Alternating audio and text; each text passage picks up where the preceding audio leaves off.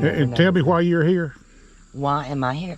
My friend and I, that's been friends for 36 years, we came down to spend the night in Natchez. And I knew it was close to the Windsor ruins. I live in Mississippi. I've never been here. And I said, we've got to go back by there before we go home. I don't know. And we did. And so you know the history about this place? I did read the history, and I've seen it on Facebook a lot. I've read the history. So I knew it was a historical place. I didn't know that the man died 2 weeks after he built it though. I've gotten on the trace in Nashville and driven all the way to Pontotoc, Mississippi. I like to get out. I'd get my grandchildren out. When they were younger, they won't get in the car and just go anywhere with me anymore, and let them read the different sites. Along the way. That's great. I said, because if they're not going to teach you history in school, I'll teach it to you. So did you go to Meriwether Lewis's grave? We did. I did. Isn't that something? Yeah, I've been there like 3 times. That's an emotional. It is. It is. Was for me anyway. Yes. Yeah. And next to Highway 18, okay, is the road that Grant took on his. During the war, he spent almost a year in Louisiana trying to get to Vicksburg.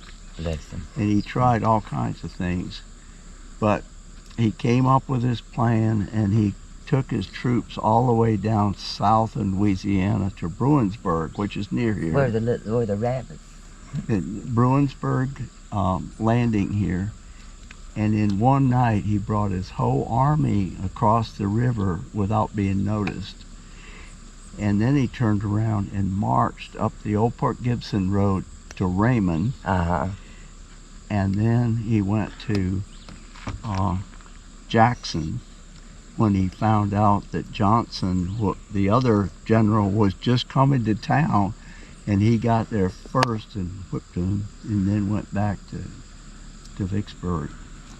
But the whole army traveled without provisions. That's what's amazing to me. They didn't take their supply. Normally it would have taken them months to go from here to there.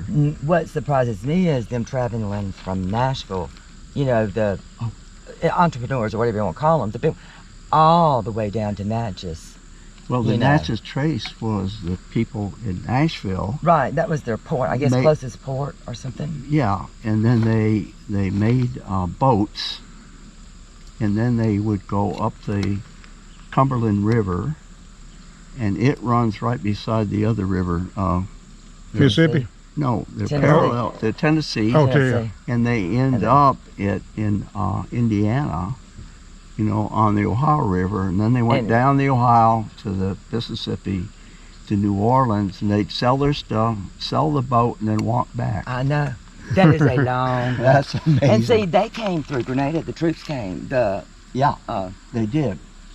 The Confederate troops, and so there's history there. Well, there was also why Grant was so successful in coming across is he sent a cavalry group out of the Memphis, up in that area, and going down through the middle of Mississippi, tearing up the railroad and raising hell.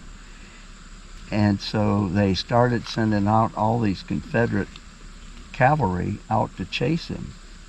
Well, the cavalry was their eyes and ears, and so they were all out chasing this guy, and then Grant crossed the river, and they didn't have a clue.